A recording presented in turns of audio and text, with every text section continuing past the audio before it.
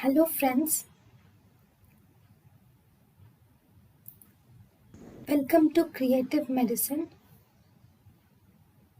In this lecture, we will learn about. Hello friends, let us now learn the list of the endocrinopathies which are associated with hyperglycemia and insulin resistance. Hyperglycemia and insulin resistance is seen mainly in acromegaly, Cushing syndrome, hyperthyroidism,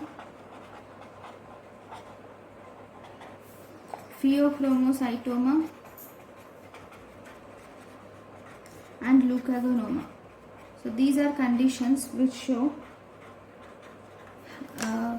which are associated with hyperglycemia and insulin resistance. Thank you for watching. Thank you and thank you for watching.